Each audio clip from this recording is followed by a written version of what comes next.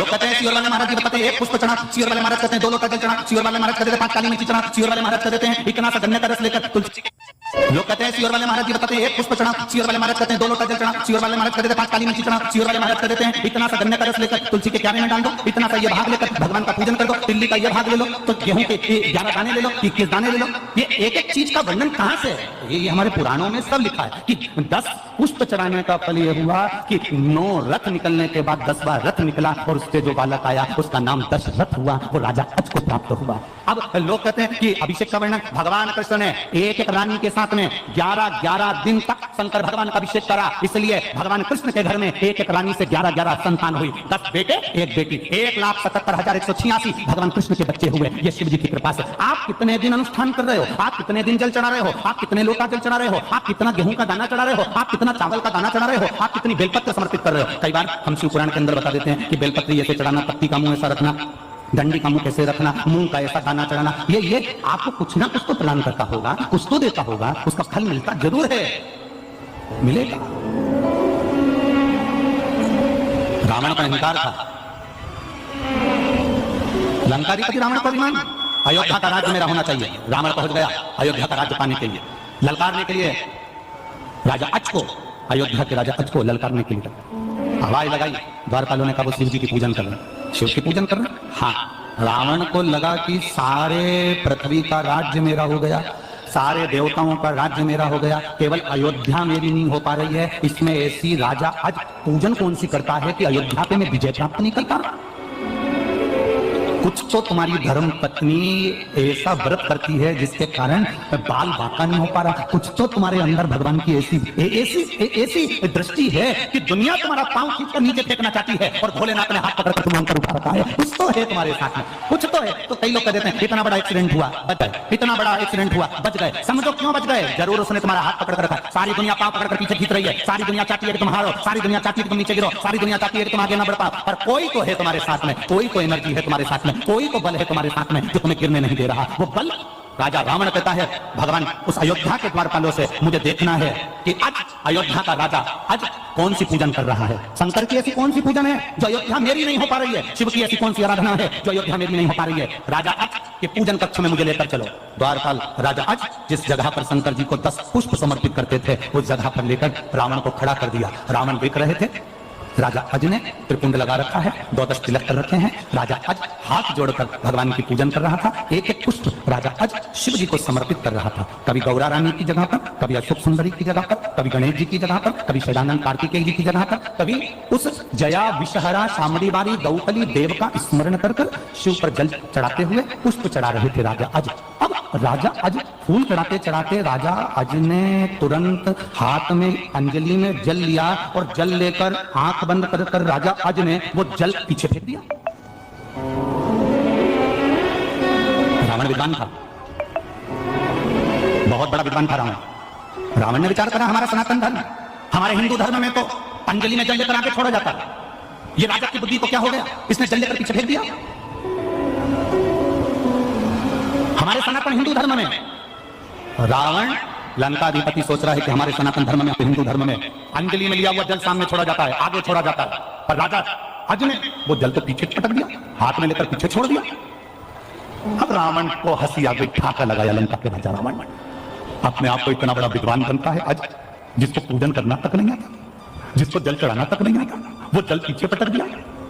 अरे किसी विद्वान को अपने पास में बिठाना था, वो तुम्हें बता देता कि जल कैसे चढ़ाना चाहिए। किसी पढ़े लिखे को बिठाते अपने पास में, वो तुम्हें समझा देता कि जल कैसे चढ़ाना है, कैसा नियम करना है, कैसी पूजन करना है। कोई विद्वान को अपने पास में बिठा के वो समझा देता तुमको। राजा रावण को हंसी आ गई और हंसी आते से ही राजा अज का ध्यान रावण पर चले गया। लंका का राजा रावण आज खड़े होकर बोले, आज लंका का राजा मेरे दरवाजे पर अयोध्या में कैसे आना हुआ? रावण कहते हैं कि मैं आया तो तुमको युद्ध के लिए ललकारने था, पर हमारा सनातन धर्म हिंदू धर्म में हाथ की अंजलि में जल लेकर सामने छोड़ा जाता है, पर तुम तो ना जाने कौन सा विधान लेके आए कि पानी को तुमने पीछे फेंक दिया। ये तुमने करा क्या? इतने में राजा अज ने कहा, मैंने पानी पीछे इसलिए फेंका, मैं जब पूजन कर रहा था 9वें नंबर का पुष्प मैंने समर्पित करा था और मेरे कानों में गौ माता की आवाज, मेरे कानों में रंभानों की सुनाई देने लगी। यहां से 42 किलोमीटर की दूरी पर जंगल में एक शेर एक गाय को खाने वाला था। गाय ने मुझे पुकारा, नगर का राजा संभालो, राजन संभालो, गाय रंधाई। मैंने जल उठाकर पीछे फेंक दिया। रावण कहने लगा, तुम्हारे पूजन में पीछे फेंके हुए जल से होगा क्या? राजा अज ने कहा, वो जल शेर को मार दिया होगा, गाय को बचा लिया होगा। रावण कहता है, पानी से शेर मरता? पानी से शेर मरता? राजा अज ने कहा, मेरे भोलेनाथ जी का जो पानी है ना, ये कोई साधारण नहीं है, शेर भी मरा होगा, जाओ जरा देख कर आओ। रावण राजा अज से मिला नहीं, बात नहीं करी, तुरंत रथ उठाया रावण ने।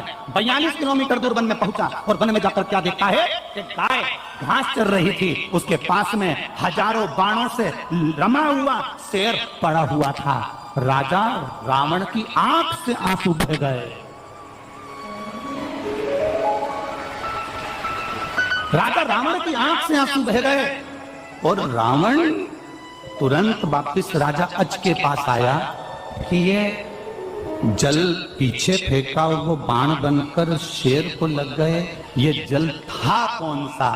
तब बाबा राजा अज ने कहा, ये जल साधारण नहीं, शंकर की पूजन में जो जल चढ़ता है वो ना जाने कितने बाणों के बराबर हो जाता है और जीव की रक्षा कर लेता है। रावण ने राजा अज के हाथ जोड़े।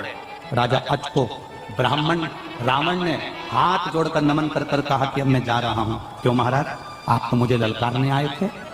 राजा रावण ने विचार करा, जिसका केवल पानी हजारों बाणों के बराबर हो जाता है, अगर इससे युद्ध लड़ लिया तो रावण तो 1 मिनट में निपट जाएगा, इसलिए मुझे युद्ध नहीं करना, मैं नहीं लड़ सकता। लंका का राजा रावण वापिस चले गया। लंका का राजा रावण वापिस गया और रावण जब वापिस गया तब राजा अज विचार कर रहे थे कि मेरे घर संतान नहीं और शिव की कृपा ऐसी हो गई जो 10 पुष्प राजा अज शिव को समर्पित करते थे, उस पुष्प का पुण्य मिल गया। एक एक रथ निकले, एक एक रथ।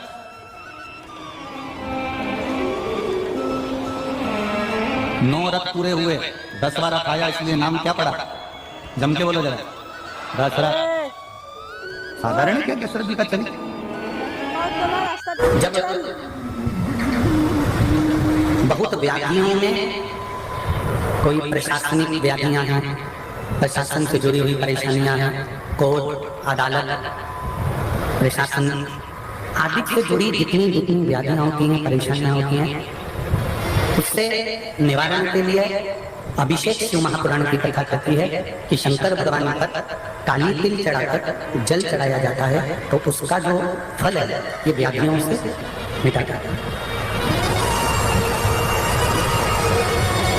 एक बात और याद रखना, अदालत से पीछे ही नहीं छूट रहा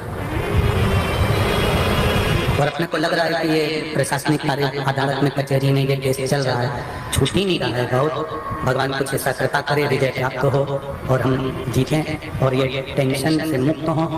तो कुछ दाने काली तिल के बेलपत्री के वृक्ष के नीचे पार्थिव लिंग का निर्माण कर भी चढ़ाया जाए।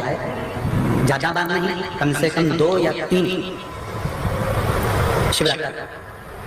शिवरात्रि हर महीने आता है, प्रत्येक महीने शिवरात्रि होती है। रात्रि के समय पर जाकर बेलपत्री के वृक्ष के नीचे आपको तिल का दाना नहीं चढ़ाना है।